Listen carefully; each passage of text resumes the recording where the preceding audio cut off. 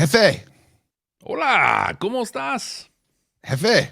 Sí, do you know what nada means? It means two different things. It means zero. Zip, zilch. Nada. You have nada. Do you know what a plethora is? Lots. It's a plethora. I have a plethora of shows to watch. We do. A plethora. Plethora. You know, a fun joke I learned in Spanish class. Hi, YouTube, by the way. Hola. When I took Spanish in high school, there's a joke, and it said, what does a fish do all day? Nada, nada, nada. Because nothing or swim. Nadar is to swim. There you go. There's my Spanish wordplay. That's what I got. There you go. Anybody out there who thinks that I'm just trying to be disrespectful, rude, I'm not. I was referencing a 1980 something or other movie called Three Amigos, starring the great Martin Short, Steve Martin, and Chevy Chase. And if you haven't seen it, go watch it. Those are nice guys. I like these guys. These are good guys. El Guapo. El Guapo. It's a plethora. Do you know what a plethora is? It's probably watered down. It's one of the most, so my... Folly. Huh. Look up here. Look. Hey, guys. He got me this sweater. It's a nice sweater. Me and the boys. Oh, man, that's such a great movie. Such a great movie. You know, that is truly a movie that only gets better the older you get. Yeah. Totally. You know, like it really, you just realize how stupid those guys are and the comedic genius of each and every single one of those performances. It was such a great time. Late last year, they did a 4K remaster of Planes, Trains, and Automobiles. And I ordered it on the Blu-ray. I wanted a physical copy. Steve Martin, John Candy, right? Yeah. God, it's so good. I forgot how good it is, but there was Steve Martin and Chevy Chase, Martin Short when they were doing their stuff. I mean, just what a magic moment for comedy. I love that Steve Martin and Martin Short are touring together. Are they really? Like they go on tour together. And they have their show they're doing on Hulu, A Simple Murder in the Building or something like that. Okay. Or Murders Only in the Building. You just add another show that I have to go on. But no, Jeff, it's about these people who are making a true crime podcast about what's happening in their own building. What? It's so good. Really? It's so funny. Go watch it. It's on Hulu. It's absolutely worth a watch. I think they're got 2 seasons out right now. It's so wow. Good. Yeah. Hey, Jeff. We're 3 minutes in and we haven't talked about Babylon 5. And we said we weren't going to do this anymore. We have a target and we're in the outside of the target. Let's talk about Babylon 5. Let's talk about Babylon 5. Guys, you guys are about to watch our recording for the season 3, episode 2 episode. Convictions. As Jeff and I are sitting here to go through this, you guys are about to see the behind the scenes recording. This is how we put the whole thing together. Jeff's over there is going to take it. Nope, sorry. Over there is going to take it. He's going to clean it all up. He's going to polish it. He's going to really make something out of it and put it out for the audio feed. You guys get the turd. No, I'm just joking. Every time I say he's going to polish it, I want to say he's going to polish. You can't polish a turd or whatever. I'm like, turns out you can, right? But most management is what that is. Anyway, that's what you guys are about to watch. Please like, subscribe, comment down below. And if you haven't subscribed yet, please do subscribe. And you can also comment in the comments. You don't have to go to down below to make a there. Now I'm talking about Babylon 5. Wow. See? There we go. Wow. Apparently they have places. Okay, let's clear this up. Remind me when we get into the show, because this is good commentary for the show. I have a question about down below and the nature of down below that comes out of this episode. Okay. I think my mind was one way and it might be actually something different. Like they just randomly have human traps inside of it out of nowhere. No, something different in the middle. Although that did look like that, didn't it? I know. It's like, hey, Jeff, let's not hit over 5 minutes. Click the button. Let's go. First time. You're new here, aren't you? Someday, somewhere, I'll make a difference. It's a mockery. I mean, we're not some deep space franchise. This station is about something. The year is 2023. The name of the podcast, Babylon 5, for the first time. Welcome to Babylon 5 for the first time, not a Star Trek podcast. My name is Jeff Akin, and I'm watching Babylon 5 for the first time. And I'm Brent Allen, and I'm also watching Babylon 5 for the first time. Jeff and I are two veteran Star Trek podcasters watching Babylon 5, you guessed it, for the very first time. While doing this, we are taking that analytical lens, contrary, Jeff, to what some people want us to do, that we learned as Star Trek podcasters, and we're applying it right here to Babylon 5, all the while enjoying a really cool show that we've never seen before. And while this is not a podcast about Star Trek, we are sure to pull in some of those references. I mean, how could we not? It's kind of what we do. But to help us with that, we play the rule of 3. That means that each one of us gets up to 3 Star Trek references per episode, and that's it. 3. 1, 2, 3. No substitutions, exchanges, a refund. Hey, did you know, Brent, that in addition to the many ways listeners and viewers can interact with us, which include our website, babylon5first.com, the number 5, the word first, our email address, babylon5first@gmail.com, Twitter. The number 5, the word first. Number 5, word. That's it. Remember that. Number 5, the word first. That's a t-shirt, Jeff. It's Babylon 5, the number 5, the word first.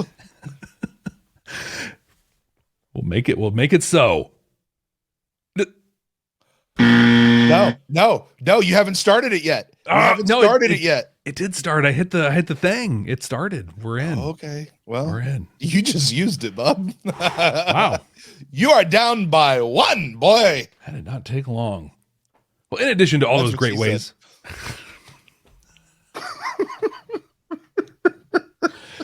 It's just going to turn into a 3 Amigos in the Office podcast real fast.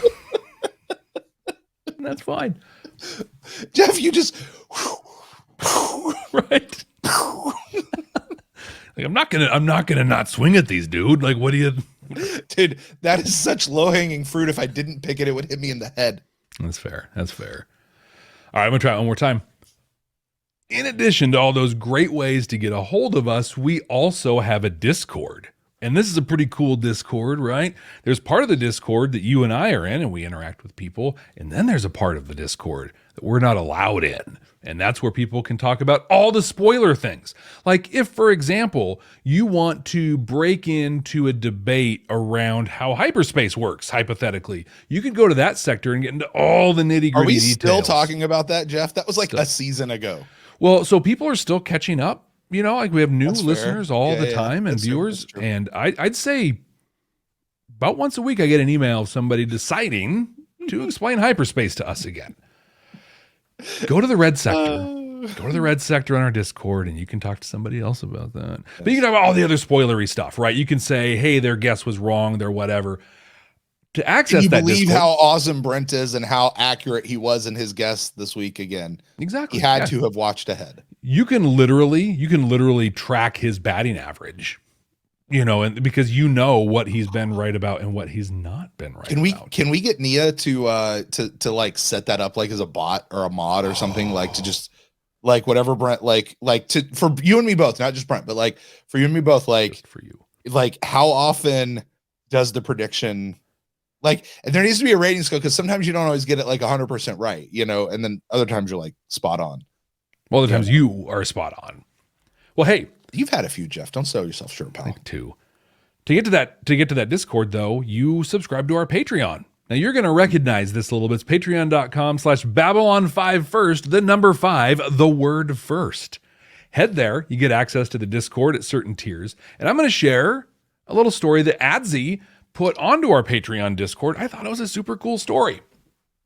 What's up, Adzi? Adzi says, I started watching B5 in the late 90s. It was on really late at night on random nights in Australia. I used to watch a bit of Trek at the time. I would often drag my computer of a friend's house. I messed that up. I would quite often drag my computer to a friend's house, and a few of us would play games. Anytime B5 was on, we would all stop to watch it. At the time, it was about halfway through season 3. After a few episodes, I ended up finding the only video store in the city that had those tapes, and I hired out every episode and caught up. After that, they came out on VHS 2 tapes, 4 episodes a month. The owner used to call me when they came in, and I'd do the 1 hour plus round trip to watch them. I also had the old 2 VCR trick going, and I would tape them all. I ended up buying them all when the video shop closed down. Don't own them anymore, unfortunately. That was a cool story. So for our friends here in America, to hire something out just means to rent. Just in case you didn't know. I feel like I just did like that mansplaining thing. You that I did. know what he's supposed to do. I was trying to make a joke out of it. And anyway, it was meant to be funny. Jeff, got a question for you. Yeah. When did you first, do you remember, become aware that you could rent or watch on DVD or VHS or whatever entire seasons of television shows? Not just movies, but television shows. I think pretty early on, to be honest. So when I was in high school, one of my best friends worked at a video store. So like they were getting those things in. It was a thing I was kind of aware of it as early as like, I don't know, probably like my junior year of high school. Wow. That early. Yeah. Huh. I was out of high school, out of college. I was living in South Korea at the time. Wow. And there was a video store across the street, and they had all of the seasons of the show 24 that I could get into. Like, and that's how I watched American TV was, you know, with renting it for, I didn't know that it existed before then, except for I did know that I could download it off of like Napster or LimeWire or I was a some of LimeWire those. guy Yeah. myself back in the day. Yeah. Yeah. No, I think just having a buddy who worked there changed a lot of things for me is when it comes to understanding. Also, I was able to get things like when Pulp Fiction came out on video, September 12th of 1995, which is just 2 months before this episode we're about to talk about released. It was $100 to buy that thing. But wow. I wrote a haiku for one of the girls that worked at the video store, and I walked out of there not with her or her number, but with a copy of Pulp Fiction, which in the long run did me a lot more good. Do you still have that copy of Pulp Fiction? I do. I will never not have that copy. That girl's not in your life, but Pulp Fiction still is. Right. That's a good trade. That's actually that same story about watching 24 in South Korea. That's how I got into Star Trek. Really? Because I didn't grow up as a kid or as a teenager watching Trek. Like I came to it much later. Voyager was still on the air in its final like season or two. Enterprise was the first show that I got to watch like live as it was coming out. Okay. And then it was after that I got into Stargate, and Battlestar Galactica was coming on, and I just missed Babylon 5 until now. And here we are. You told a Star Trek story. Like, that's a great origin story, but it's about Star Trek. Fair. By the way, the girl that got me into Star Trek, also no longer in my life, but Star Trek still is. There you go. Good deal. Hey, Cam Sully, who hosts a pretty cool podcast called The Jacked Up Review Show, emailed us. Yeah. Cam emailed us at babylon5first@gmail.com. What am I going to say? The number 5, the word first, with a pretty awesome meme. It says, it's a picture of John Sheridan, and it says, I'm a second-generation lifelong Trekkie, but when someone asks me, who's your favorite captain? I answer, Sheridan.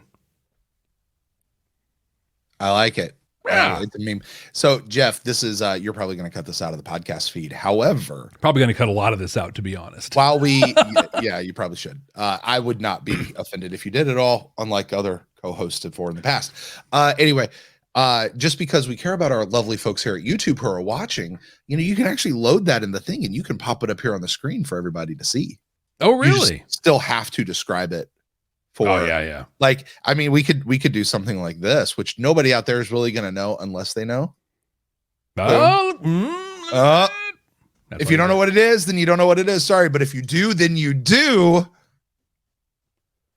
And That's cool. how that Maybe works. what I'll do, maybe I'll tweet the meme out. Maybe I'll do that There you go. at Babylon. We got ways to put it out there for people to look at. Totally. Okay, coming back in.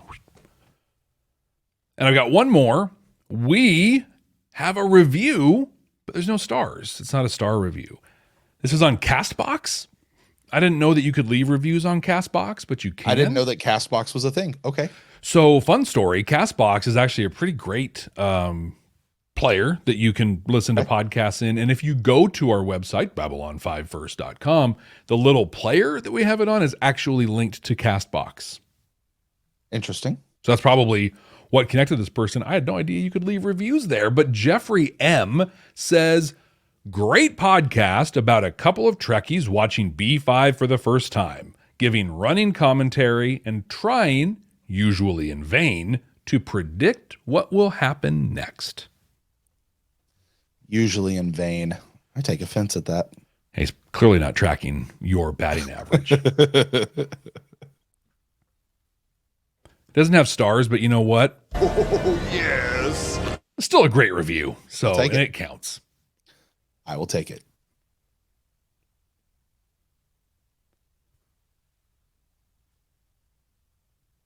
So, Jeff, we love those comments.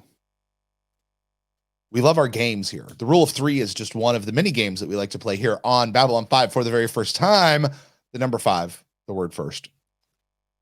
One of those games is where we get to the end of the show. And we're going to do it when we get to the end of this episode. And we're going to take a look at what next week's episode, the title is, never having seen it before, never reading any descriptions, probably not even seeing a thumbnail. We're going to make a guess as to what next week's episode is going to be about. Well, this is the part of the episode where we look back at what we said last week was going to be this week, and we see how close we actually were. So, Jeff, do you remember what you said last week that this week was going to be about? I sure do. I thought that this was going to be the Sidekicks show, right? And we were going to get Veer actively participating in the Narn resistance, and he and Lanier having their drink dates going on, and Veer was going to have to really put himself, put it all on the line, really risk himself to do something for the Narn because of his, convictions. I could not be farther off on this one. What did you guess? I said this one was going to be about Franklin and the Great Egg people that are back to either like test his convictions or like they were going to extradite him to their government to stand trial for what he did with that poor little kid back in the episode Believers. Not at all what this episode was about. Did not, even the best batters don't knock everyone out of the park. Exactly. We got to have it from time to time. Well, for those of you that have no idea what we're talking about, or it might have been a while since you've watched this episode, or those who aren't watching at all and are just listening to us talk about it, which would be super cool and maybe a little bit weird. But either way, Brent, why don't you tell us about this episode? Previously on Babylon 5, Ambassador Kosh has revealed himself to the entire station of Babylon 5. Well, at least to anyone who was in the vicinity of just that one part of the station that they were in that one time. But still, lots of people saw him out of his encounter suit. And when each person looked at him, they all saw basically the same thing. An angel or a god or whatever it is to them, that's what they saw. The Drazi saw their Drazi god. The Minbari saw the Minbari god. The Earthers saw whichever one of those 85 different gods that people on Earth believe in, except Londo. He didn't see anything. All right, everybody caught up? Cool. Missionaries, ministers, and monks. Oh my! All the religious people are arriving on Babylon 5 to seek out this now holy place where their god or gods have appeared. One group, a group of Catholic monks led by Brother Theo, have come not only to worship, but they've come to stay. And they've got a pretty cool set of people with them with loads of talent. And Ivanova obviously thinks that this is being wasted on religious pursuits. Well, more on that later. The big news is that the station has been recently rocked by a series of bombs going off. Not from the military or not from the Centauri or some other government, just random acts of terror. They don't know who's doing it. It's that creepy guy with the glasses that we saw the camera shot over his shoulder. And they don't know why he's doing it. It's because he was picked on in high school. Like, that's it. But this problem is going to be enough to keep our main trio busy for the entire length of this episode. To find the guy, Ivanova enlists the help of Brother Theo and the monks to scrub through all the surveillance video to see if they can try to figure out who this guy is that is setting off these bombs. Guess what? They do, because they're actually pretty good at their job, and we need to justify their existence here on this station. And it's not long before Sheridan has to face off against this guy, dead man switch. You know, one of those bomb triggers that if the bomber gets shot and drops the trigger, the bomb's going to go off somewhere, so keep him alive. Well, Sheridan uses the old, just get him talking until you can distract him enough to rush him for the switch and take him out at the same time ploy. Frankly, this part wasn't really that important other than just forwarding the plot along and making the episode a thing. What was really important were two scenarios, both of which featured Londo pretty heavily. One we see in the med lab. You see, right as one of those terrorist bombs went off, Lanier grabbed Londo and shoved him out of a door, much to his own, Lanier's, peril. Londo's heart grows 3 sizes that day, and he's suddenly pointing fingers in people's chests saying, "Don't you let him die. He saved my life. You must save him." Londo even does that whole thing where he stays in med lab with an unconscious Lanier, singing to him, telling him stories, telling him super inappropriate jokes.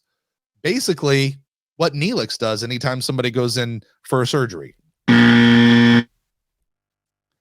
The other scene features Londo getting into an elevator with one other person on board.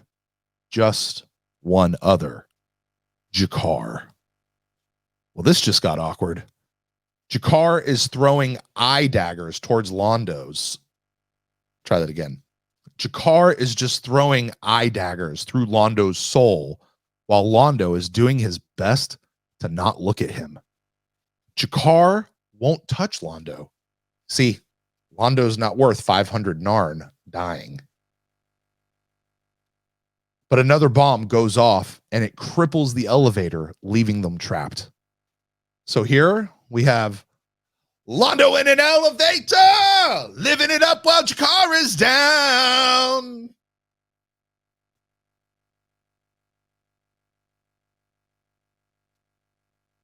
Wow. Thank you for grabbing that joke. The bomb has left a fire blazing. And while the fire isn't likely to get them, the smoke filling the very non-ventilated elevator is going to have its way. G'Kar decides he's just going to do nothing. He doesn't have to touch Londo. He just doesn't have to save him. And just before Londo and G'Kar draw their final breath, having been suffocated in this elevator, the door opens, much to Londo's joy and much to G'Kar's heartbreak. So it turns out they're going to be okay too. Jeff, what did you think of this episode? Convictions. Hello, little man. Boy, I sure heard a bunch about you. We were in that Babylon 5 pit of hell together. Hopefully you'll never experience anything like this yourself. But when two men go through what we did, you take on certain responsibilities. If it had been me that hadn't made it, Captain Sheridan would be talking to my son right now, Jim. I got something for you. This link was given to your dad, John, on that fateful day. He knew that if that bomber ever saw that link, it'd be confiscated, and he'd be damned if that dude was going to get his greasy hands on it. So he hid it in the one place he knew he could hide something, his ass. And now, little man, I give this link to you.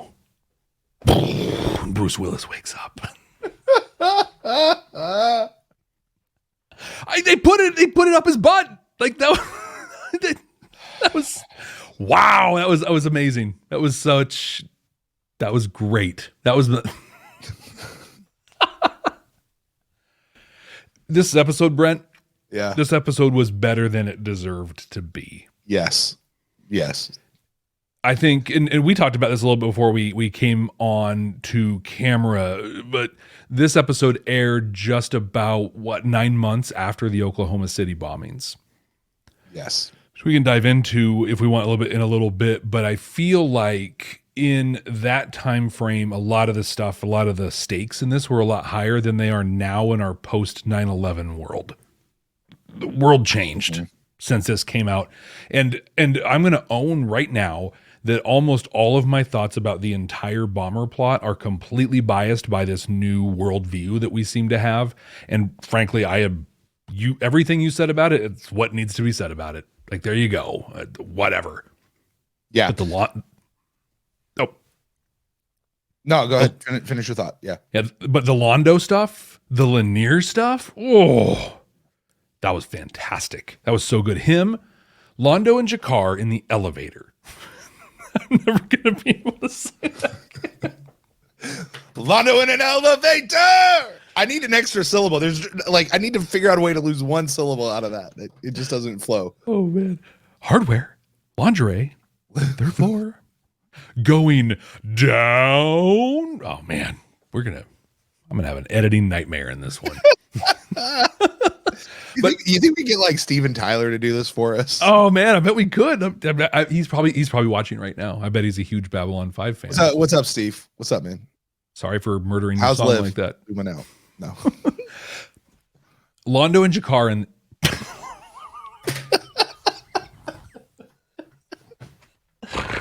oh,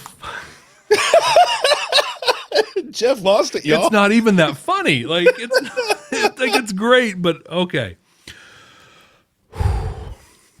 Bring it back. See, YouTube, the audio people will never catch They'll never any know. of this. You guys, this is for your entertainment and Jeff and mine's.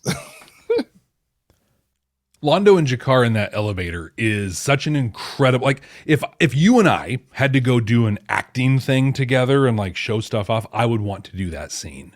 Yeah. Because not only was the back and forth between them amazing, but the facial animations, the eyes, the tone of voice, and all of it through the makeup that they both have to, I mean, everything about that was just so good. So good. The words that were spoken non-verbally in that scene was entire monologues. Yeah. No, because they frankly weren't listening to each other. Right. So I mean, it was great. My last thought I have before you share your thoughts and we dive into stuff, but I have a lot of questions around Theo and the missionaries or monks or whatever that came with him. I'm watching and thinking of him through I'll call it the Parliament of Dreams kind of a lens of all of Earth's religions and what. Like, that was the introduction, Parliament of Dreams, and I feel like Theo and his crew are the next step in that exploration of Earth's religions, now in a post, like, First Contact kind of a world. But what about you? What were your initial thoughts on this? I definitely have a lot of thoughts about Brother Theo and that whole situation, so please don't let me get out of here. And spoiler alert, it could get me in trouble with some people, and I'm okay because I'm going to say it anyway. All right. Overall thoughts.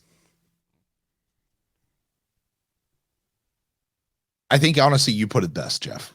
This episode was much better than it deserved to be. This is an episode that I feel like is a one-off. I feel like it's a filler episode for the most part. I feel like we have met some new people who are going to be around for a while. Like, I think Brother Theo and the monks are going to be around for a while. 6 episodes, something like that, I feel like the Londo stuff, and this is one of this is one of those. This is season 3's TKO for me, and we're Okay. only 2 episodes in. Okay, and what I mean by this is if we go back to TKO, ostensibly it was not a great episode. You It keep really saying that. wasn't, huh? You keep saying that, yeah, but It was not a great episode. okay. What they did in that episode was great. All right. And if people can't separate those two, then I'm sorry, I can't help you. Go back and listen to Jeff and I's major discussion on that. And then listen to Jeff's discussion on that at the Gray 17 podcast. And then listen to our season 1 wrap up where we discuss it even more. Or apparently, according to some people, listen to anything we ever, especially I ever say, because we're going to tell you how great TKO is. But Yes. But what I mean by that is the message of this, how they put this together, particularly the Londo stuff, the juxtapositioning of Londo and Londo and Lanier and Londo and G'Kar. And you have the same character and how these two guys respond to Londo. Right. And I want to talk about this a lot more when I get down into the messages later on, because that to me is the crux of this episode. The whole bomber thing. I'm gonna ride your coattails on this, Jeff, of saying I'm completely colored by being 30 years after this and being in a post 9/11, not just a post 9/11 world, a post 9/11 world 11 years later world. You know, although I do think there's some things we can still draw from that plot line that are very applicable to where we live today. And I dare say when people are listening to this podcast in 10, 15 years, because we know people are still going to be listening to this podcast in 10 or 15 years, Jeff, that I dare say, unfortunately, will probably still be applicable to their day, maybe even in an entirely new way. But mostly this episode, Jeff, just honked me off. what does that mean? I don't know, but that's what the dude in the episode said. It just really honks me off. Is that what he said? That's what he said. That what Moriarty or something like that. Moriarty, Morishi, the new guy, huh? Morishi. Yeah. Which, by the way, I really like this character. Like, I hope this guy sticks around. I hope he's not just a one-off security guy, because I'm like, I feel like this guy could be a dude who says some stuff like he's another Koniges or another Lou. Where's Lou been? Yeah, we haven't seen Lou since. I think we haven't seen him since first season. Are we done with Lou? Does he not? Is he gone? Oh man, I hope not. Or maybe he's just working a different shift. You know, I mean, Garibaldi and Zach have one. He's on the other one. He's on Delta shift. He's on. Damn Delta shifters. Oh yeah. So we'll only see him when it matters. So I have a really, but the dude who plays Morishi, he is in everything. I bet. Yeah. And I didn't go to it, but his IMDb, I bet, has 8,000 entries in it. You know, I mean, he is just. It was. Well, he was the guy. I'm sorry. He was the guy in the 90s that if you needed a hardcore Asian, you hired this guy. Totally. That's what I said. It was cool to see him not a villain. Mm-hmm. You know, like because he's just natural as it. But yeah, a cool connection though. Did you ever? So I never watched the classic Lost in Space, where Bill Mumy and his crew. I never watched it. I'm sorry. It was past my time. Yeah, did you ever watch my time? Did you ever watch the new one they did on Netflix? I think I got like half of an episode in, and I kind of went. I've got so much other stuff I'm trying to watch and do right now. I can't invest myself in a new show, and I never went back to it. I watched the first season. I want to watch more, but same thing. It was just a stack. He plays a scientist in the first season.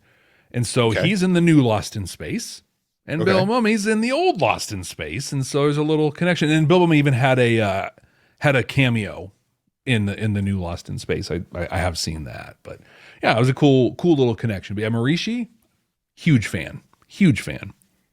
Yeah. So like I said, I hope we get to see more of him. I hope he's I hope he's different than what Koniges is. You know, because like Koniges kind of this he's a grunt. You know, he's a goofball. He doesn't really get it. He's just sort of doing whatever. He's going to be the guy who makes mistakes, and Garibaldi's going to have to come in and clean him up. You know, This is a guy who's like, oh, he legit is a security officer. Mm-hmm. And, you know, we can do some stuff with him. Like, I hope we keep him around. I actually very much liked him for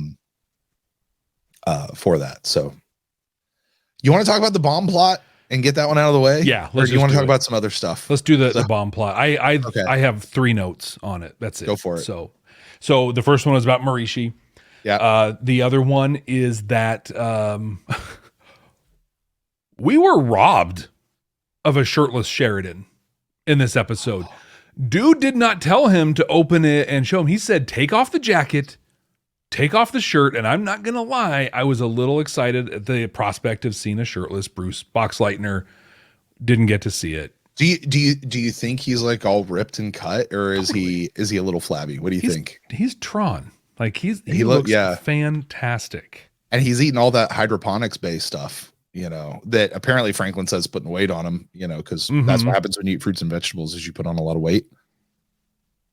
Apparently, like 10 pounds or something like that for whatever reason. Right.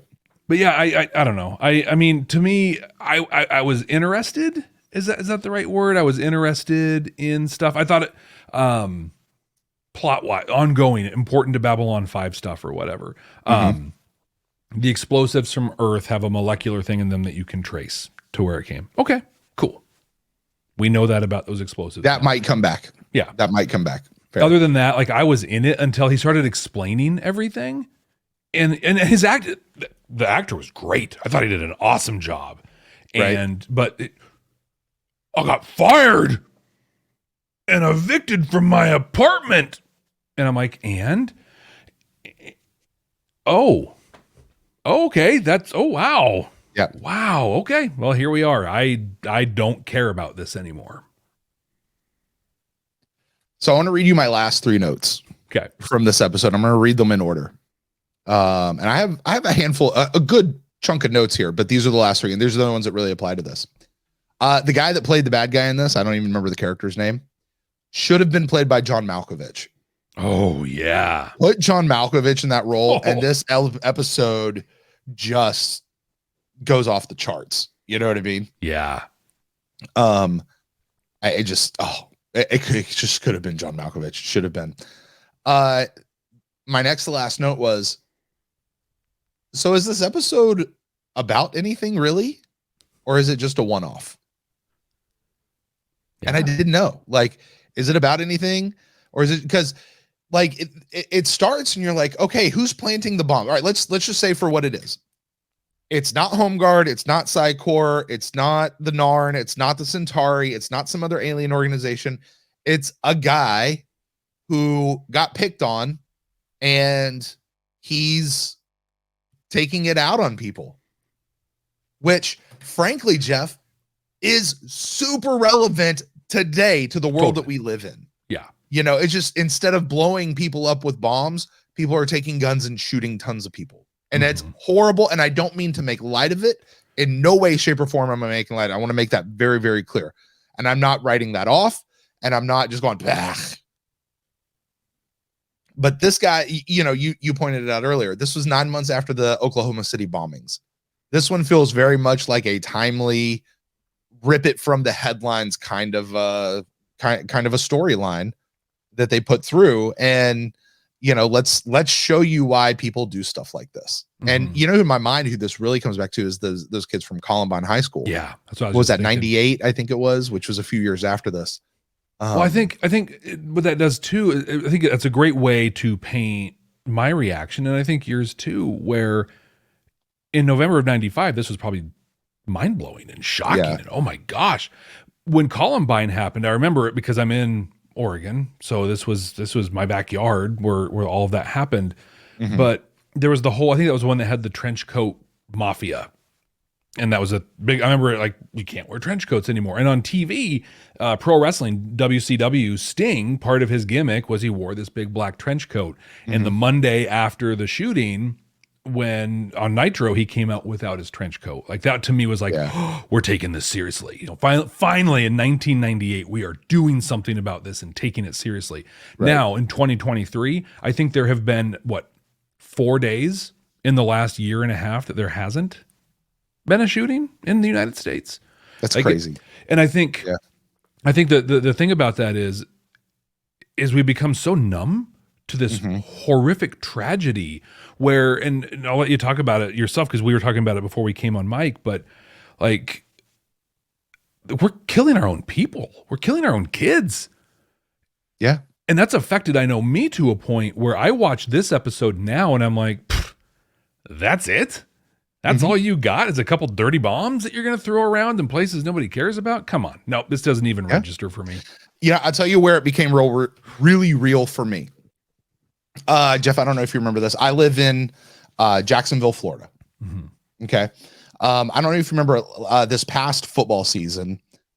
There was a game that was here in Jacksonville with the Jaguars, and it was after somebody did, I don't exactly remember what the details of it were, but somebody did something where somebody like blew up a synagogue, a bunch of Jews or something like that, and somebody did something to the Jewish community, and this was in like Colorado or something. I don't remember where it was. It wasn't here, but here in Jacksonville, after the game, somebody was like projecting anti-Semitic messages on walls around town.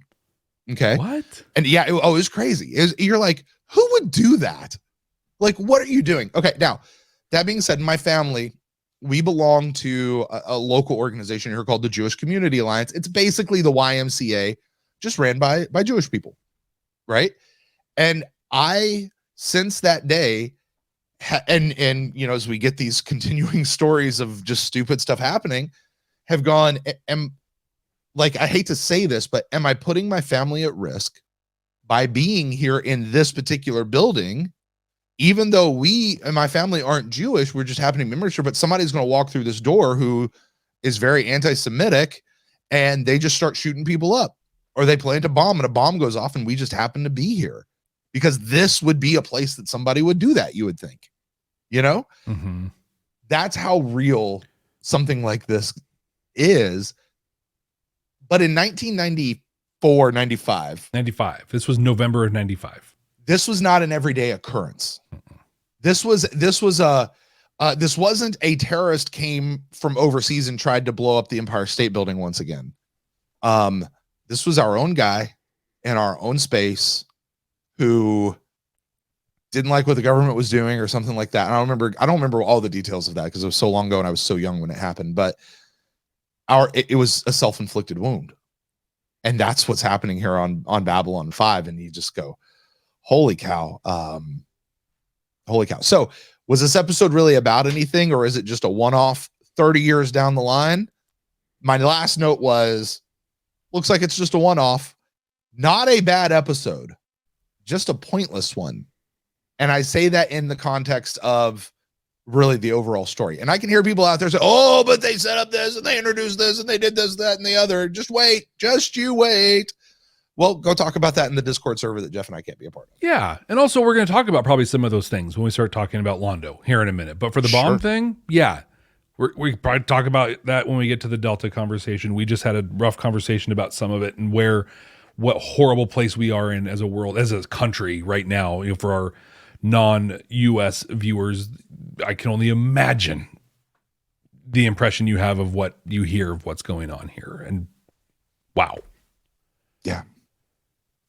Let's go to a happier thing. Jeff, let's go to a happier thing. Let's do that. Let's talk about the monks. Let's talk about the people visiting the station, the missionaries and ministers and monks. Oh my. The opening scene of this episode is a top 5 opening scene for me in Babylon 5. It was so funny. It was offensive. Yep. And so funny all at the same time. I was going to say, like, for someone who works in, you know, does the communications and works in management and is in a public facing, you know, sort of an organization, all I saw in that whole scene was like, oh my gosh, they need to do some sensitivity training and some language training, like, this is just so offensive. Let's call it out. Garibaldi not even attempting to get the name of their god correct. Blatantly. Like, yeah, blah, blah, blah. Let's go. Come on, moving on. after being corrected, like doubles down, and he's like, and then Zach, because like doubles down, and he's like, and then Zach, because like you said, Zach's just doing his thing, following along, and so he's like, yeah, me too, I'm doing Zach it. wasn't even paying attention to that conversation. I gotta be honest with you. He was watching some girl walking by. Yeah. And he turned out, oh yeah. What's up? Why are you poking me right now? Why are you? We want to share your blessing. Go poke that plant, please. Stop touching me. I think though this is going to be an ongoing thing. There's no way, because I think about it, right? Think about things like Our Lady of Guadalupe or Fatima, where like hundreds of years later, they're huge pilgrimage sites. That's Babylon 5 is a pilgrimage site now, like 100%. Yeah. Does that mean that the Great Egg people are coming back? God, I hope so. Are the Great Egg people coming? I hope there was someone who, I want that director's cut or that special thing of the Great Egg person in the Zen garden looking up and just seeing like Ka, look up here. Hey guys. Egg flying through the sky. Jeff, could you please explain to me the official Babylon 5 missionary position?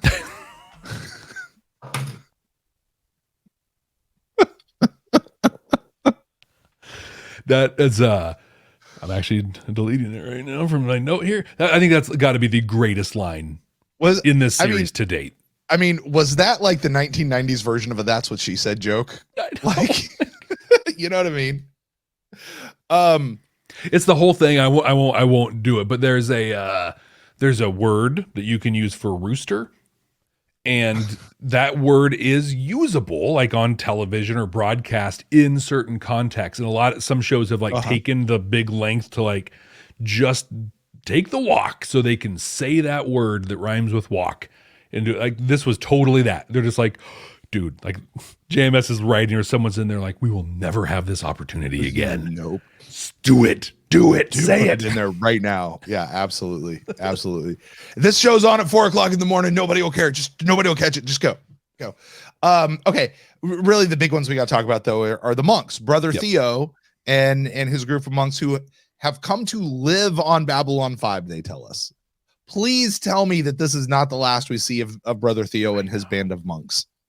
Like, I want these guys to be around. I don't need them in every episode, but I do want to see these guys around. By the way, do you know who the actor was that played Brother Theo? No. It was 10 points if you can make the connection here. Okay.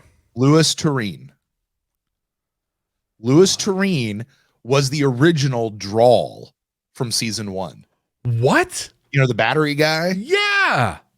So he, I actually looked this up. Like I probably didn't do what I should do, but I did go look it up.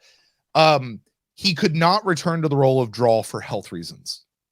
Oh, like the prosthetics or the glue or something? I don't know. Maybe? It did not specify. I don't know if he was sick at the time, or if there's something else going on. Maybe it was the prosthetics. I have no idea. But they recast him and said, "Oh yeah, it's making me 20 years younger," and now this guy's a opera singer. But they really loved him, and they wrote this role specifically for him to bring him back to the Babylon 5 family. How cool is that? Yeah, right? Isn't that cool? He's great. Like I really I'm with you. The fact they said they're moving on to Babylon 5, like they've got to be, and they're amazing, right? Like, here's your guy. Here you go. I got the distinct feeling that they were Jesuits. Jeff, you are Catholic. I am. I am not. Why do you think that you have a better connect? I didn't even think about like what order of monks these guys would be. What leads you to say that? I'm just curious. The Jesuit order is a very controversial one in Catholics. In fact, they used to call I think they still, up until Pope Francis was elected, the head of the Jesuit order, they used to call the anti-pope.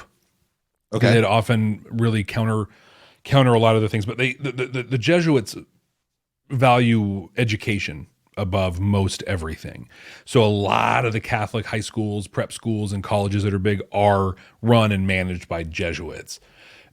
Pope Francis is great. He has like a doctorate in chemistry, another doctorate, a master. He has multiple graduate degrees, and that's one of the requirements to be a Jesuit. Is like, I think you have to have at least two 2 post-grad degrees. Priests as a whole have a PhD in spirituality or theology or whatever here I am showing, I don't know, whatever it is you get a degree in to be a priest, but so they're all doctors, but they have to get another one to be a Jesuit. 2 PhDs makes up the Jesuits. And so the fact this was made up of like, yeah, we've got chemists and we got bio this and astro this and blah, blah, blah. Really in that attention to detail, that scientific sort of, detail that comes through really said Jesuits. Now they don't dress like Jesuits, right? So it's, maybe it's evolved or whatever. But they, in their little monk outfits, they had the beads that were hanging down that were I didn't get a good shot of them, but totally looked like a rosary to me. So I think this is the if anyone, when aliens do show up on Earth in public and we see them, it will be the Jesuits who are front of line to say, we want to understand your religion and we want to find out how it intersects with ours and how it all still works together. And that's what they're doing here on Babylon 5. I really hope that you're absolutely correct about that. Like, I hope this wasn't just JMS like, hey, let's throw these guys in here, but he's actually pulling real world people in and like, no, this is actually what they would do and this is how they would behave.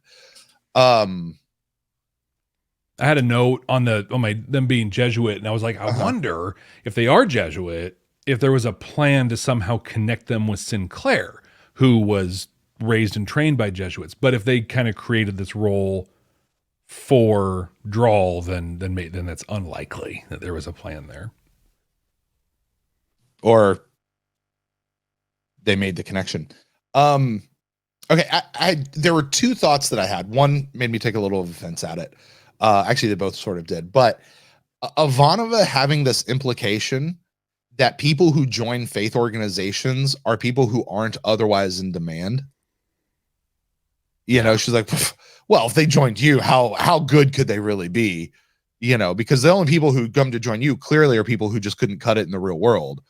Clearly people who just needed a crutch or people who just, weren't actually that educated. Like, how good could they really be? Like, that was certainly her impression, which may be accurate to the way a lot of people look at that sort of stuff. True. But I also was like, wow, that's a pretty bold statement. I love that Brother Theo went in and proved not proved her wrong, but yes, proved her wrong, but proved himself right when he's like, no, we got some really good people here. Yeah. Well, I think I felt that it didn't jive with her character. She has her own crisis of faith that she's been experiencing since, pretty much the beginning of the series. But the respect that she showed for the rabbi, right, when he came in TKO, really, to me, like, I don't know, it's a leap for her to all of a sudden be like, wow, I mean, seriously. But it also makes me wonder, you've had the theory for a while that Ivanova is JMS. Like, that's his avatar in the show. So if I'm J. Michael Straczynski and I'm going to say a thing, it's going to come out of Ivanova's mouth. And so I think this might have been one of those where he's just like, this is what I thought. This is what I learned. And so I'm going to take you on my little journey through Ivanova's experience. Yeah. I love. Yeah. But just that. Okay. Now, that being said, Jeff, we talked earlier about you being Catholic, me being not. I am still a person of faith. And it is truly a very big, very real thing to me as a person. I understand a lot of our viewers and listeners out there, it's not totally cool. That's you. But to me, it is. I may have misunderstood what Brother Theo was saying. So I'm asking this in the form of a question to say, help me understand. I'm going to tell you what I heard, and you tell me if I'm right or if I'm wrong. What I heard him saying was a theological piece where what he said was, hey, everybody's looking for a God. Regardless of what they call him, it's really the same God. There's all these different paths to get to the same God. And we're just here to figure out what everybody calls this one God out here. And regardless of who it is, it's all pointing back to the same person, which I can see, knowing that JMS is an avowed atheist. You pull in a character like the Vorlon, who is this thing and everybody just sort of sees it as their own deal. Is that what he was saying? Because that is to people who are really of faith, for the most part, not every faith is compatible with other faiths. Right. Like there really is a no, this is right and that is not. Like that is how those work. This watering down of like, oh, it just, everything sort of works is really contrary to what faith actually is. So right? it yes and no. I mean, okay. Yes. And I'm going to temper this because I don't want to. I mean, God, you have opened a thing, and we could spend hours on this. Yeah, and I'm sorry. I want to clarify. This is a podcast. This is what we do. Yeah, I would normally not bring this up and just let this go. The show put it in there. This is our job, like to do this. That's why it's an analytical lens that you introduce at the beginning of every show, right? Yeah. So. And when I talk about this, I'm going to talk about it from a Catholic standpoint. So owning my bias, but also just as someone who's traveled a lot of the world and knows a lot of people. And I can never say the word right, but and who believes in ecumenicism or an ecumenical an ecumenical approach to things where like there's this theory. So as a Christian and maybe possibly as a Jew, for example, that's entirely incompatible, or a Muslim, entirely incompatible with Hinduism. Right. So in Hinduism, there's a pantheon of gods, many, and they have different jobs. I don't know the faith, so I'm not going to speak to it anymore. But there are many gods in Hinduism. But from Hinduism, it is possible to believe in the Christian or the Jewish or the Islamic God because he could be one of them. And so there are people who believe that the gods that we worship or we name or whatever are all the same great celestial, super theological being. There are interpretations of them. So even within Christianity, right, there's the Christian view of there is God. There is God the Father, and there's Jesus, and there's the Holy Spirit. But in Catholicism, Father, Son, and Holy Spirit are one, right? There's a Trinitarian view. And so not every Christian shares the Trinitarian view. But it's still all kind of the same. God, there are interpretations that have broken up.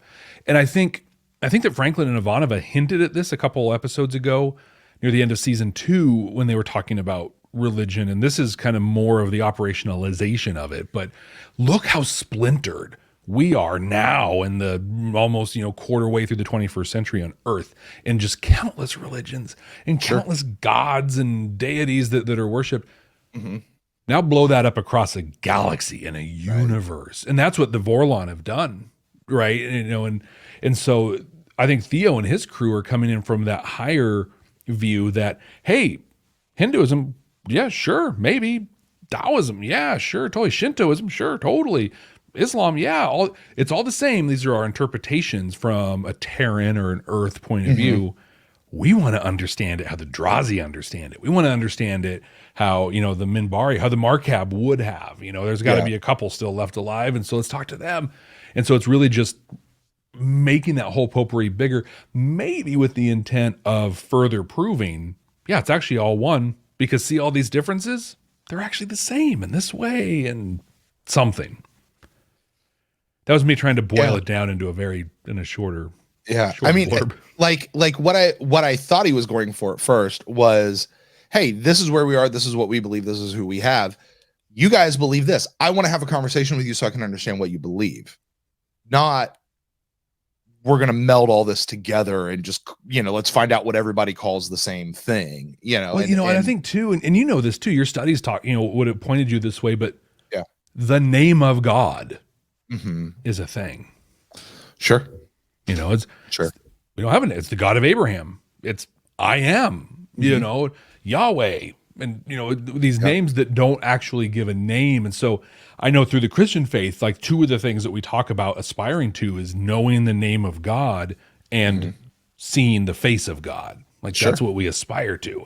Sure. And so I think if I were looking at this through a scientific lens, religion through a scientific lens, which Catholics do, by the way, it's a core thing of what Catholicism is about, you would have to start saying that the more data I can gather, the closer I can get to an answer. But like the foundationalists, like Franklin, will believe the closer you get, the further away you become.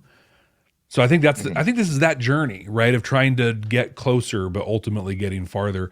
But this might even be the way that we learn everything we thought was God have been the Vorlon.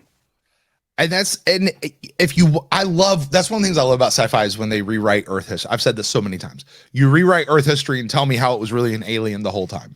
Yeah. Like I love when sci-fi does that.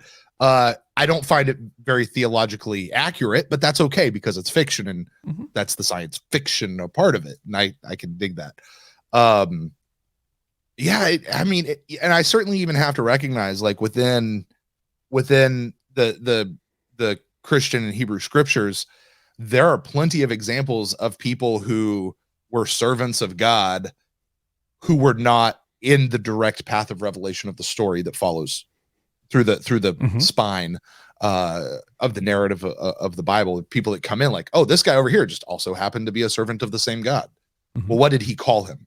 You can call him a different name, but it was the same. Like, what does that look like? So anyway, thank you for engaging with me on that and letting me have my little thing, because I found that to be if JMS is projecting, because he certainly I understand and respect when people do that. Is he projecting that on here? I find it real interesting, though, just to cap this whole piece. The way you describe the Jesuits, though, understanding that now actually makes this conversation make more sense. Yeah, to me, this all fit. You know what I mean? It's just like, these are Jesuits doing Jesuit things. There you go. Yeah. Okay, let's talk about Londo. Let's get to the big piece here, right? The big piece. I'm noticing the time here. So Londo, he really tracks that, and I said it in the recap. He tracks through two different storylines that I think if you hold them side by side and you really look at them, it's an examination of the same thing from two different lenses, right? It's a true love and hate, right? And then showing the thin line between the two. Sure. And when you see the two responses and what things do, this, I mean, okay. Jeff, all of this is going to fit into the Star Trek message piece, which we're going to do down there. I have one note that is not related to Star Trek message I do want to talk about. Linear on the table in Ed Lab. Did you know? I've got some cool Babylon 5 trivia for you. Okay, hit me. Did you know that was not Bill Mummy? What? That was Bill Dummy. What? And here's what I mean. Fun fact. Okay, actually not so fun fact. Bill Mummy had just lost his father relatively close to the filming of this episode. And to lay there on a med lab, beat up, dying was too much for him. He couldn't do it.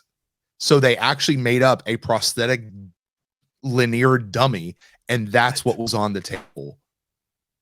And they did such a good job with it that Andreas Katsoulis, right, the guy who plays G'Kar, didn't know that was a dummy on the table, and he congratulated Bill for being able to stay so still in the scene. Wow. Isn't that cool? The camera spent time on him. Like, I never even would have guessed. Wow. Yeah. Now, I don't know if they made him up, let him lay there for a minute and did like a close-up shot, and then they just replaced him. I don't know exactly how all they did that, but I watched that scene again after I read this, and I went, wow, it looks so good. That's incredible. Like, you couldn't tell. Yeah. Wow. Yeah, especially for such a low-budget show, and, you know, all these things, which clearly they're getting bigger budgets as the seasons go on. I have, let me see.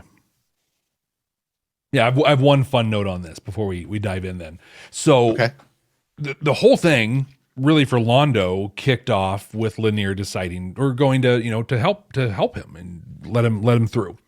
So, but he was waiting, like in the terminal area, like the waiting room before, and that drunk dude was all like, come on, you bone and whatever. Hey, do you know who he was, by the way? I do. That's my fun story. Yeah. So I'm watching it, and all I'm thinking as I see him there is I'm just like, this dude has got to be a pro wrestler, and it's just not clicking for me. He's got the look, he's got the size, he's got that rumbly voice, the gravelly from cutting the promos in the ring all the time, brother.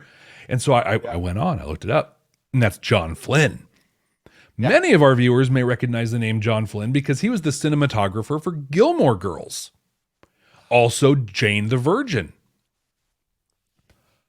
Also, he was the director for The Long Twilight Struggle and TKO.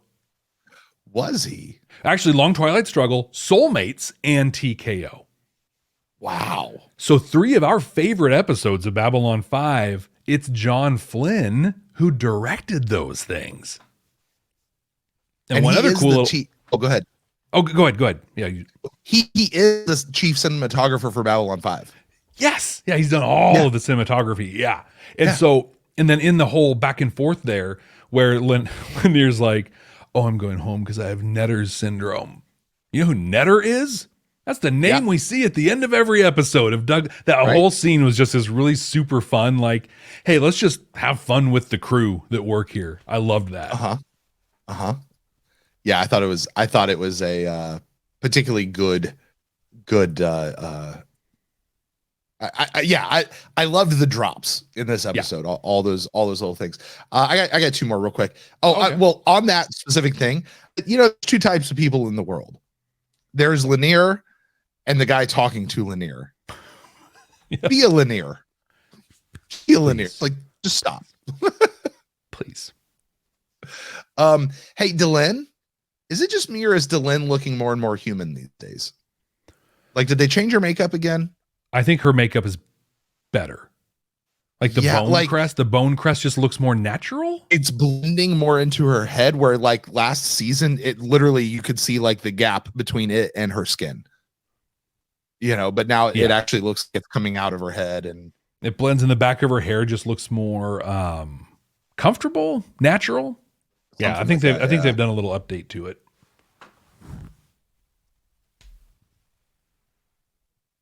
Here's a question. Did Londo threaten Sheridan?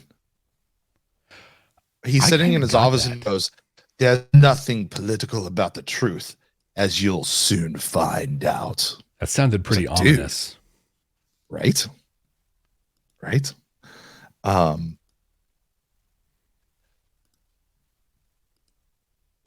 Real quick, as we were in a break. Are you recording on your side? By chance, on your Rodecaster? No. You just started getting kind of choppy over on this side. Did I? Yeah, your video and your audio did. It should be recording natively though. Yeah. Like the new recording style. I'm hoping that saves it. Yeah, my little warning thing keeps going in and out. Like I've done everything I can to like it's internet service people, like all my numbers good. I don't know what's going on. I really, maybe it's well, with it recording locally, we should be in good shape. I just wanted to. I would hope so. Yeah. Worst case scenario, we just piece the show back together with the pieces that we get from the recording. That's the worst case, and that's not all that bad. Yeah, it's not that bad. Yeah, so. I have zero reason to be fuzzy right now. So okay, yeah, you're looking fine now. It just started a couple minutes ago, so hopefully fine. Yeah, and if this looks fine, I did not. This is our world. This is what we do. See, so we told you it'd be the behind the scenes stuff. This is yeah. All right. All right. Let's talk about G'Kar. We've got to get into all that because show's getting long, and this is where the meat of the show is. Yeah. Unless you have something else, Jeff. That's it. Do you want to get to the messages, or do we want to talk about G'Kar? Let's do messages. Right. Go ahead and transition. All right. Yeah. I got to get to my other thing here. Sir, is it me or are you transitioning on this piece? I'm still getting to it. Oh, it's me. It is me. You. Look at that. You ready? Okay. Here we go. You ready? And back in. Just real quick, I just need to say to YouTube, honestly, seriously, if this is your first time joining us and you're still here an hour and 8 minutes in, even though it's your first time, we are a well-oiled professional machine 98% of the time. Welcome to the 2%. Even right, like because this is the unedited version of the show. Like that's the whole premise of what the YouTube side is. Yeah. The podcast side is, I mean, that's going to sound beautiful, and you're not going to know anything went weird at all. 47 minutes, right? So, and that doesn't count. So we're good. Okay, now we're back. That was an unintentional deal. I got dinged for one, but we're not on. We're off. We're off now. So 100% unintentional. All right, you ready? Back to 1. All right, Jeff. Well, we have reached that part of the show, and there's still a lot to say, but it's all in this section. It's that part where we're going to boil it down, and we're going to see if the show has any of that Star Trekky quality to it. We're going to apply that analytical lens in a real deep dive of a way. Are we looking for deep moral messages? Are we holding up a mirror to society? Are we giving us hope that things can be better in the future? Those are the things that Star Trek talks about. Things we say sci-fi has an opportunity to talk about in a way that no other genre can. So to do this, I'm going to rate this episode on a scale of 0 to 5 deltas as to how quote unquote Star Trek this episode is. And Jeff, you are going to be the one to rate this show on a scale of 0 to 5 Star Furies as to how Babylon 5 this show is, how much we enjoyed it. I'm going to go first because this really was a neat thing once I really started thinking about it. To me, this episode comes back to talking about bitterness. Okay. And how do you handle bitterness? Londo at this point is an entirely unredeemable, not likable guy. Right? Mm-hmm. And correct me if I'm wrong. While I think they've certainly probably had a conversation here and there, Londo and Lanier, not the same level. Those two guys don't have a whole lot of conversations. They don't have a whole lot of interactions. Yeah, not at all. Maybe occasionally in chambers. That's really it. It's always going to be Londo and Delenn if they have anything, right? Mm-hmm. Like these are two very different pieces. And let's face it, Lanier really doesn't really care much for Londo at this point, right? Bomb goes off. Lanier saves Londo's life. He values life, even the life of his enemies, even the life of people who are irredeemable. He values their life, and he puts his own life at risk to do this thing, right? First, a G'Kar, who we see in an elevator, who, by the way, when that elevator opened and G'Kar was standing there and he just didn't jump Londo, good on him for not killing 500 of his brethren and his whole family, because I don't know that I would have had that kind of control, right? Also, is this the first time we've seen Londo and G'Kar alone since season 1?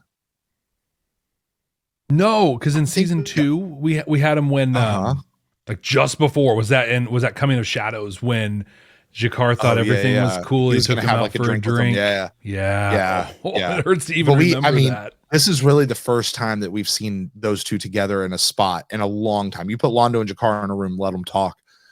That's it. G'Kar is so full of bitterness that while he's not going to kill Londo, he's certainly not going to save his life. And I want to preface everything I'm about to say. G'Kar does nothing wrong here.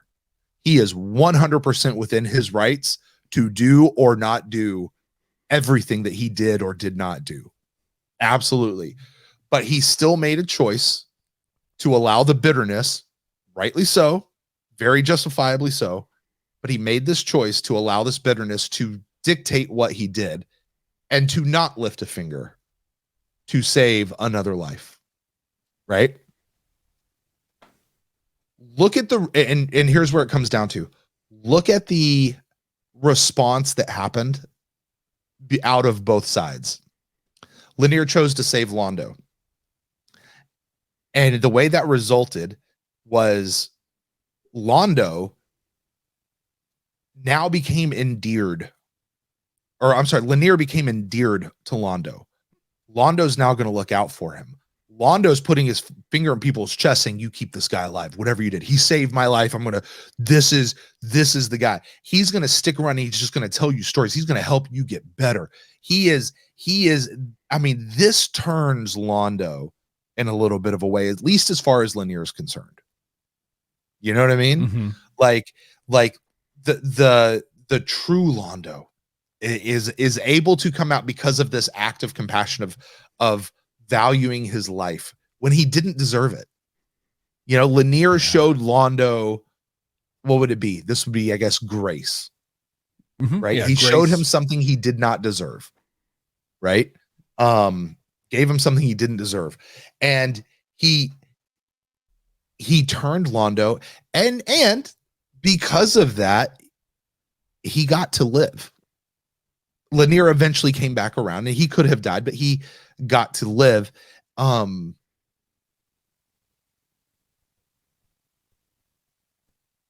Versus G'Kar. So G'Kar goes in. G'Kar has got bitterness, resentment eating him up. Right?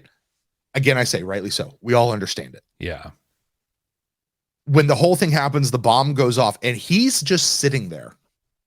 I'm going to watch you die, and I'm going to die with you. Right? I've heard quite often, and I tend to agree with it. Bitterness is like drinking a poison and expecting somebody else to die. Yeah. You know what I mean?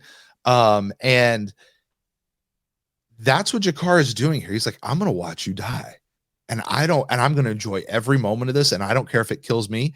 I'm going to die with you. That's fine. But I'm just going to laugh at you. I'm not touching you. This isn't my fault. You can't do anything to my family, whatever. But I'm going to enjoy every single moment of this. And he sat and he watched. And where would that, and had they not been rescued in the 11th hour, where would that have led to for G'Kar? That would have led to death. Right? Lanier having compassion for life led to life. G'Kar having no compassion for life, even the life of an enemy. Drinking this bitterness led to his own demise and his own death. Now, he was okay with it, but still, that is an interesting deal to set next to each other. I think that there's a lesson here. If I pull it out with this over analytical line, don't let bitterness cause you to not do what's right. We respect and we value all life. I can't think of a better Star Trek message than that. We respect and we value all life, even the life of your enemies. If this is Picard, honestly, if this is Cisco, we're watching Cisco save Gul Dukat's life time and time again, right? This is Janeway saving a Kazon, or Chakotay saving the Kazon, the young Kazon boys deal, who was played by Nog, right? Like, this is Kirk doing what Kirk does. This is Picard. I mean, this is all of them, right? Yeah. Saving the life of your enemies. And you live, let's face it, put Lanier and G'Kar up next to each other on an ordinary every day. Lanier is lighter. He is happier. He is joking. G'Kar is not. Now, you could look at the difference and say, well, look at Minbar versus what's going on with Narn, and somebody's got the weight of one versus the other. I can say that. But even before, one is happy with their life, one's not. And G'Kar's always been bitter. Since the day we met him, he's been bitter, and he's held on to the bitterness. This was an episode that really dove into me about the effects of bitterness, and how letting that go can actually turn somebody, or it can kill you. Right? Jeff, I don't know about you. This is a Star Trek thing through and through. We've already talked about the holding up a mirror to society aspect of this, how this was 9 months after the Oklahoma City bombing, right? We could talk about being nice to people. Don't let them go crazy. Don't bully people, right? 6 months ago, a supervisor for a Walmart walks into the break room and starts shooting up his employees because they were mean to him, as far as I understand the way that story went, right? Tim McVeigh, guy who blows up a government building. And you say tongue in cheek, we'd all love to blow up a government building, but you don't really, because people are there. Exactly. Right? Do it when they're off shift if you're going to do it, please. Right. I mean, do it now when everyone's remote working still. But yeah, you don't hurt people. Be cool. Yeah. I mean, seriously, just be cool to people. Right. Right. Even if it's an enemy, and and that's the thing, you're well within your rights to not, but you can still choose to do it. I think, though, the difference there, and this isn't to counter, this is actually to bolster what you're saying, is we had Bomber Dude who decided to not be cool and then hurt other people in not being cool. Then we had G'Kar, who chose to not be cool, but didn't go and hurt a whole bunch of other people. He just chose inaction against a person he deeply, deeply hates and is bitter towards. So the impact was to him, not to others, right? So I think if you're going to not be cool, do it like G'Kar, right? Where Right. you're going to carry that on. I mean, please be cool, but don't be Bomber Dude, be G'Kar, but actually be linear. Yeah. And I would say that be linear. That's a t-shirt right there. Just be linear.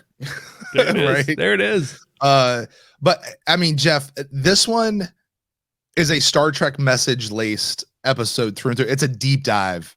It may not be like clear cut right on the thing, but right in front of you, but I think it is. And I would even say that this one wasn't intentional, which kind of knocks down a delta for me, except I think that especially with the Oklahoma City bombing being so soon, I think this one had to be super intentional with what it was trying to do. This is a 5 delta episode to me. So I have one counterpoint that I don't think it should have impacted the scoring, but just a deeper dive onto the outcomes for G'Kar and Lanier. So for G'Kar, he lived, but he died, right? Like a piece of him definitely died, and he would have physically completely died if this were the case. And now, even though he bitterly hates every Centauri, and Londo specifically, every day he's going to see him in council chambers or somewhere, and he's going to be like, I could have killed that guy. I could have killed him. I didn't do it, but I could have. And that bitterness is going to grow. And so he chose to lean into the bitterness. It's going to get worse, but he's still alive. Okay, so bad and good. Lanier, great, right? Chose death.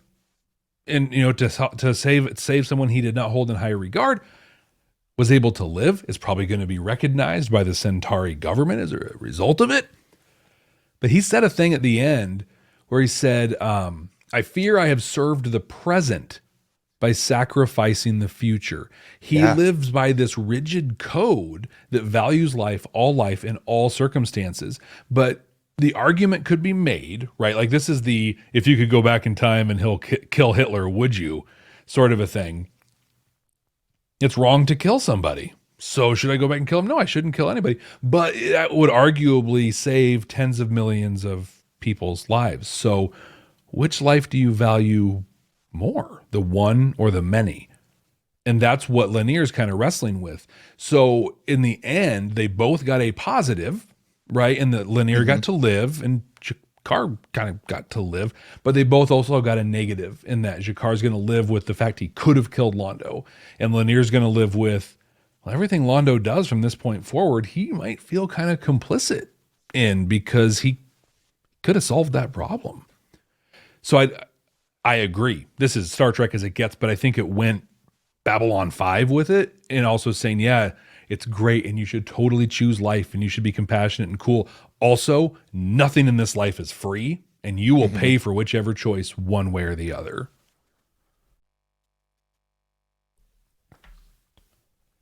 Which I think rocks us into Star Furies, right? Yeah. What you got on Star Furies there, Jeff? Well, this is a tough one because we kicked this whole conversation off by talking about how this episode was better than it deserved to be. And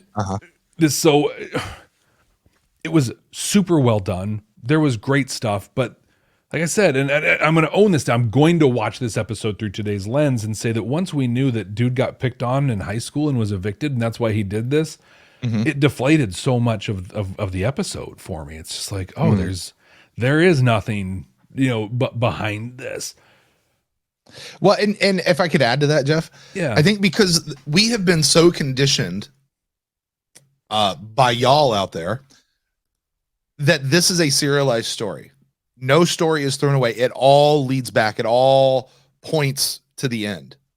So when you come up upon something and you see this, people are blowing up, you immediately go, okay, who's doing it? Is it Home Guard? Is it Psycor? Is it this guy? Is it that? And when you get to the end, you go, no, it wasn't any of them. It was just this dude. It was just a random guy who got picked on. And as far as we can tell to this point, I don't see any way that this is coming back. You know what I mean? Yeah. Like the other stuff is what's more important in this episode than this pawn. It makes this episode, like I said earlier, good episode, but pointless. Yeah. Ultimately, because they spent so much time on this. And that's where I struggle on giving this one Star Furies. It's just, I don't know. It's just, okay, it happened. But I do think where I'm gonna bump it up and give it its final rating here is the fact that it did deliver that Star Trek message that was incredible and was the point, I think, with the point of this episode, but it did it with that Babylon 5 twist where, hey, this is not binary. This is not good and evil. Like, there's a cost to this. And so I'm going to give this one 4 Star Furies.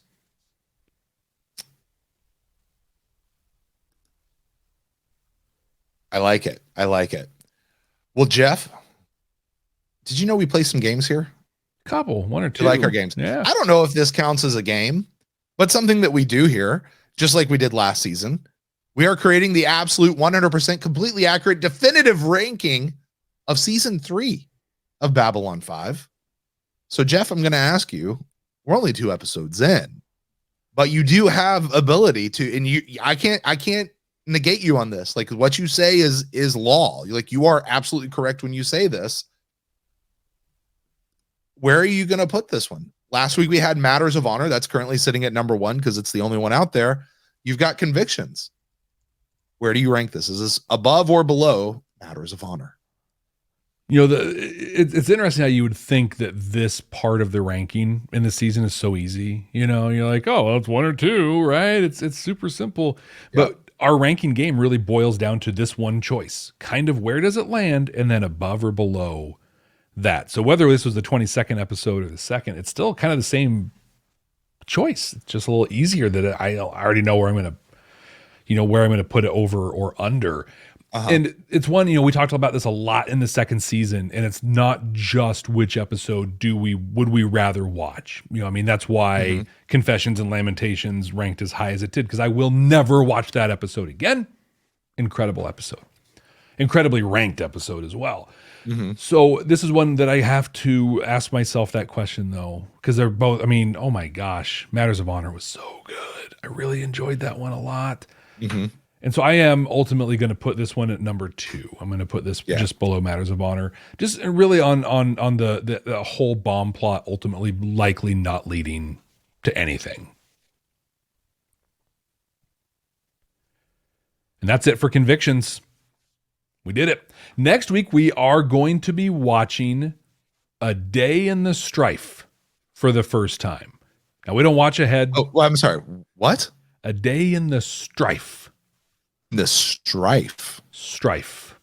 Okay. That's pretty fun. Little play on words, actually. I kind of like that. So, Day in the Strife. We don't look ahead, read ahead, watch ahead, or anything. We just know the name of the title. We get the names of the titles in order from a list. Our good friend John over at Trek Profiles prepared for us. So Brent, well, we like to guess. We like to guess what the episodes are going to be about based on the title alone. So Brent, what do you think A Day in the Strife is going to be about?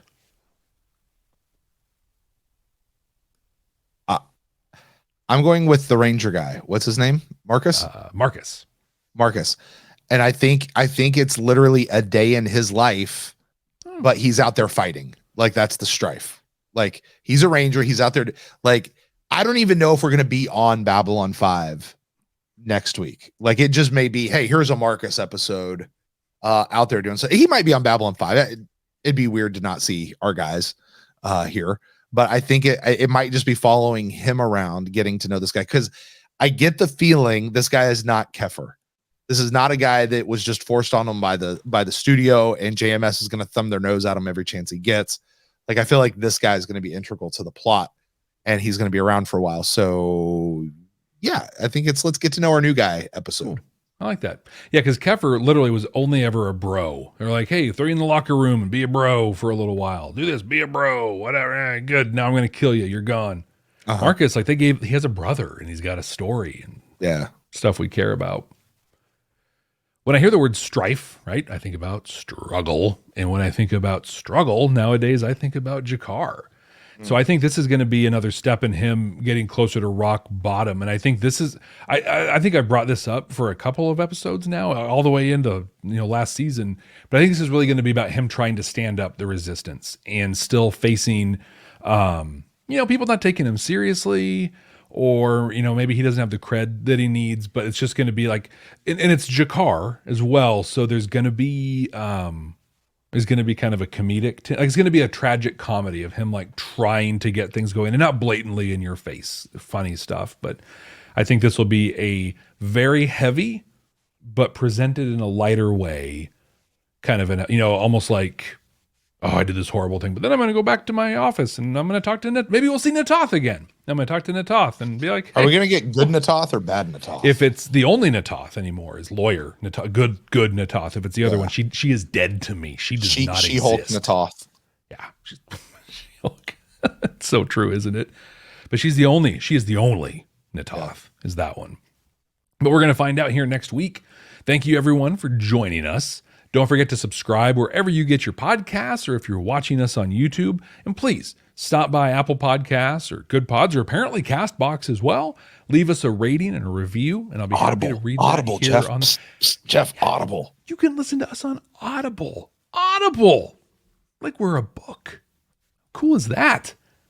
Well, leave us a rating and review. I'll be happy to read it here on the podcast. Brent, until next time.